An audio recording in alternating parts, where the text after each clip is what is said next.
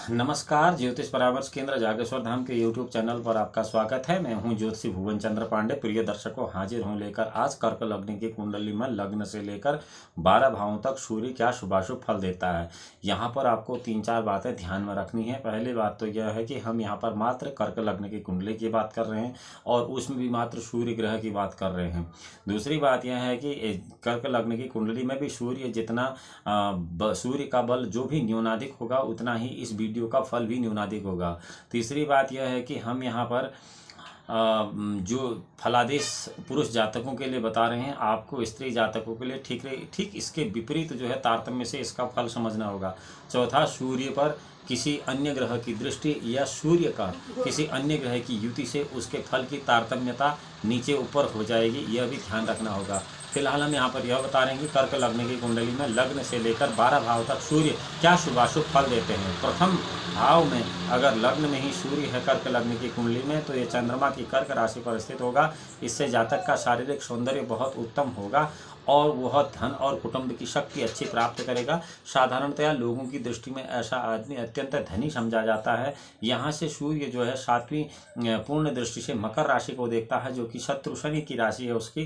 तो सप्तम भाव में अपनी स्त्री और व्यवसाय से ऐसे जातक को कष्ट प्राप्त होता है और असंतोष और कठिनाइयों से लाभ प्राप्त होता है।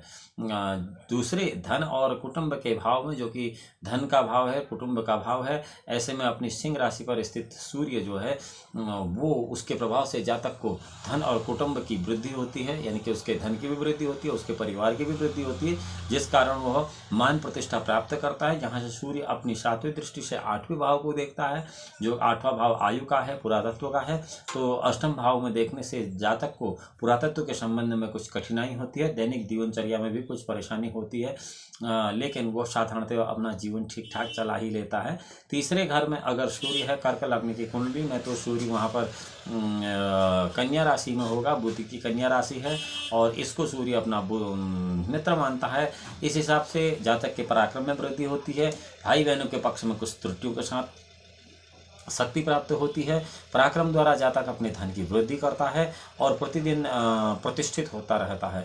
यहाँ से सूर्य अपनी 7वीं मित्र दृष्टि से गुरु की मीन राशि को 9वें भाव में देखता है। 9वां भाव भाग्य का है, धर्म का है। तो ऐसे जातक की पराक्रम द्वारा भाग्य की वृद्धि होती है और धर्म की वृद्धि होती है। वह जातक बहुत अच्छे से धर्म का पालन करता है, उसे प्रभाव और सम्मान की बहुत अच्छी प्राप्ति होती है। तीसरे भाव में भी सूर्य की स्थिति कर्क लग्न में ठीक है।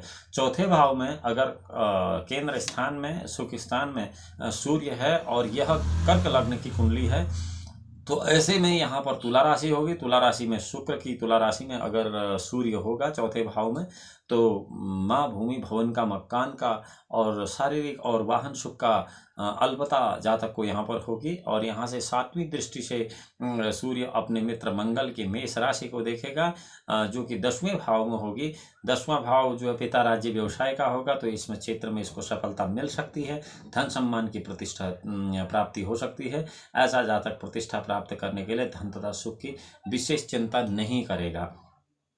प्रिय दर्शकों, यहाँ पर आपको एक बात यह ध्यान रखनी होगी कि जो भी शुभाशुभ फल हम यहाँ पर बता रहे हैं, स्त्री जातकों के लिए आपको यह शुभाशुभ फल ठीक इसके विपरीत अनुमान कर लेने होंगे। 5वें भाव में अगर सूर्य है, कर्क लग्न की कुंडली की हम बात कर रहे हैं, कर्क लग्न की कुंडली में 5वें भाव में सूर्य वृश्चिक राशि में होगा, जो कि मंगल की राशि होगी। तो ऐसे में संतान पक्ष से बाधा मिलेगी, एक अत्यंत प्रभावशाली इसकी संतान होगी। ऐसे लोगों के साथ विद्या बुद्धि के क्षेत्र में अत्यधिक सफलता प्राप्त करने वाले ये लोग हो जाएंगे। यहाँ से सूर्य अपनी 7वीं शत्रु दृष्टि से शुक्र की वृषभ तुला राशि को देखेगा, एकादश भाव को, तो एकादश भाव को वृष राशि को देखेगा।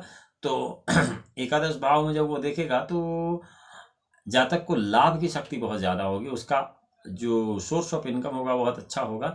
परंतु ऐसा जातक उग्र स्वभाव का होगा और वह स्पष्ट रूप से बात कहने में हानि लाभ की चिंता नहीं करेगा। 5वें भाव में अगर सूर्य होगा तो ऐसा जातक बिल्कुल छल कपट से रहित होता है और अपने हित या अहित की बात छोड़कर वह सच और स्पष्ट कहने से कतई नहीं हिचकता है।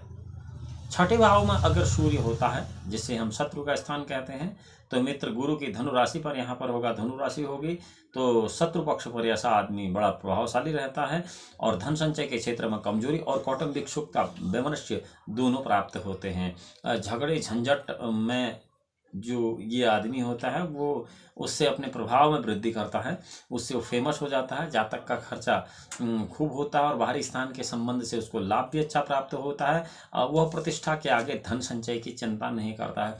छठे भाव में जिस आदमी का सूर्य होता है वह अपनी मान मर्यादा और प्रतिष्ठा को ज़्यादा तवज्जो देता है, नहीं धन को। उस मान प्रतिष्ठा के लिए वो कई बहुत भारी मात्रा में धन का व्यय भी कर लेता है। सातवें भाव में केंद्र स्थान में अगर सूर्य है, हम यहाँ पर मात्र कर्क लग्न की कुंडली की बात कर रहे हैं तो ये व्यवसाय के और स्त्री के पक्ष में होने से सूर्य के प्रभाव से जातक को स्त्री पक्ष में कमजोरी महसूस होगी और व्यवसाय भी उसे ठीक उतना अच्छा फल नहीं देगा। स्त्री से उसका वैमनस्य रहेगा, परंतु व्यवसाय के क्षेत्र में कुछ परेशानियों के साथ धन लाभ होगा और जननेंद्रिय रोग होंगे, विकार होंगे, गृहस्थी के संबंध में कठिनाइयाँ होंगी। यहाँ से सूर्य सातवीं मित्र दृष्टि से चंद्रमा की कर्क राशि के प्रथम भाव को देखेगा तो जातक शरीर के संबंध में प्रभावशाली बना रहेगा और अच्छी पद प्रतिष्ठा प्राप्त करेगा, इसमें कोई संशय नहीं है। आठवें भाव में अगर सूर्य की बात करें तो यह कर्क लग्न की मात्र बात हो रही है, तो आठवां भाव आयु का पुरातत्व का है। ऐसे में आठवें भाव में कुंभ राशि शनि की मूल त्रिकोण राशि पर अगर गुरु है तो इससे आयु के पक्ष में कभी कभी संकट का सामना करना पड़ता है और पुरातत्व का लाभ कुछ कमी के साथ प्राप्त होगा। उसका रहन सहन धनुवानु जैसा होगा। यहाँ से सूर्य सातवीं दृष्टि से स्वराशि सिंह में द्वितीय भाव को देखेगा और जातक को धन और कौटुंबिक सुख में कुछ कमी बनी रहेगी। उसके पेट में कई प्रकार के रोग पैदा हो जाएंगे, इसमें भी आदमी को कोई संशय नहीं करना चाहिए, बल्कि सूर्य का उपाय करना चाहिए। नौवें भाव में अगर सूर्य है कर्क लग्न की कुंडली में तो नवा भाव जो है त्रिकोण भाग्य का भाव है, तो इसमें गुरु की मीन राशि होगी। गुरु की मीन राशि में अगर सूर्य बैठ जाएगा तो भाग्य शक्ति जो है वो बड़ी प्रबल रहेगी। ऐसे जातक का भाग्य बड़ा उदय होता हुआ जहाँ भी जाए भाग्य वशात उसे कुछ न कुछ सर्वोपरि वो प्राथमिकता मिल जाती है जिसे कि वो नहीं जानता है, जिसके कारण उसे धन और कुटुंब का सुख बहुत अच्छे से प्राप्त होता है, धर्म का पालन भी करता है, यश मान प्रतिष्ठा को प्राप्त करता है। यहाँ से सूर्य सातवीं मित्र दृष्टि से जो है वो तीसरे भाव को देखेगा जो कि पराक्रम का भाव है, तो ऐसे में भाई बहनों का सुख भी उसे अच्छा प्राप्त हो जाता है। ऐसा जातक धनी सुखी हिम्मत पर स्वार्थी और परमार्थ दोनों का साधन करने वाला होता है। और दशम भाव में अगर सूर्य है कर्क लग्न की कुंडली में तो दसवां भाव जो है केंद्र राज्य पिता का भवन है, कर्म का भवन है। तो 10वें भाव में कर्क लग्न की कुंडली में मेष राशि होगी और यहाँ पर मेष राशि में सूर्य उच्च का हो जाएगा। और यहाँ पर उच्च का सूर्य क्या फल देगा कि उच्च पद प्राप्त कराएगा, सम्मान कराएगा, धनी बनाएगा, मानी बनाएगा। और शुक्र की तुला राशि में चौथे भाव को यहाँ से देखेगा तो जातक को माँ का, भूमि का, मकान का, जन्म स्थान के सुख में बहुत त्रुटि होगी और घरेलू सुख शांति में भी कमी रहेगी। ऐसा जातक घर से ज़्यादा विदेश वास करता है, इसमें कोई संशय नहीं। ऐसे लोगों का मन घर में बहुत कम लगता है, बल्कि बाहर घूमने में या बाहर रहने में ही ज़्यादा अच्छा समझते हैं। 11वां भाव जो है सूर्य के लिए कर्क राशि कर्क लग्न में, तो 11वें भाव में वृष राशि होगी कर्क लग्न में। तो ऐसे में शुक्र की वृषभ राशि पर सूर्य अगर होगा तो उसे धन का विशेष लाभ होगा, परंतु परिवार के सुख में बहुत कमी रहेगी। यहाँ से सूर्य सातवीं दृष्टि से मंगल की वृश्चिक राशि के पंचम भाव को देखेगा, पांचवें भाव को, तो संतान पक्ष से लाभ होगा। विद्या बुद्धि के क्षेत्र में भी प्रवीणता तथा सफलता प्राप्त होगी। ऐसा जातक ऐश्वर्यशाली होगा और ऐश्वर्यशाली जीवन व्यतीत करेगा। अपनी विद्या और बुद्धि के बल पर वह धनोपार्जन करेगा और उस धनोपार्जन से सत्कर्म करेगा। कुल मिलाकर कर्क लग्न की कुंडली में एकादश भाव में वृषभ राशि का सूर्य बहुत उत्तम फल देता है।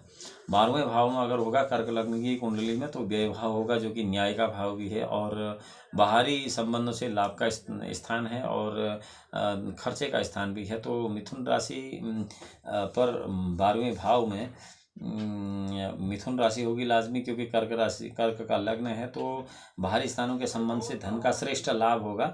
ऐसा जातक रईसी ढंग से जीवन बिताएगा, परंतु उसे कौटुंबिक सुख प्राप्त नहीं होगा। और यहाँ से सूर्य सातवीं मित्र से गुरु की वृश्चिक राशि को देखेगा, छठे भाव को, तो जातक को शत्रु पक्ष में सफलता प्राप्त होगी। ऐसा व्यक्ति रईसी खर्च करता हुआ धन संचय की चिंता नहीं करता है, वो कितना भी पैसा है उसे फूंक देता है। कुल मिलाकर लग्न से लेकर 12 भाव में ये तो थे सूर्य के शुभ अशुभ फल। अगली वीडियो में हम आपको बताएंगे कर्क लग्न की कुंडली में लग्न से लेकर 12 भाव तक चंद्रमा क्या फल देगा। प्रिय दर्शकों, आशा करते हैं यह वीडियो आपको रोचक लगी होगी। यदि आप ज्योतिष में जिज्ञासा रखते हैं तो ज्योतिष परामर्श केंद्र जागेश्वर धाम के इस यूट्यूब चैनल को लाइक कर सकते हैं, सब्सक्राइब कर सकते हैं और बेल आइकन का बटन केवल इसलिए दबा सकते हैं कि सोशल मीडिया प्लेटफॉर्म पर सबसे पहले आपको यह जानकारी प्राप्त हो सके। अगली वीडियो में हम आपसे मिलते हैं और बताते हैं आपको कि कर्क लग्न की कुंडली में लग्न से लेकर 12 भाव तक चंद्रमा क्या शुभाशुभ फल देता है। तब तक भगवान भोलेनाथ आपका परम कल्याण करें। नमस्कार।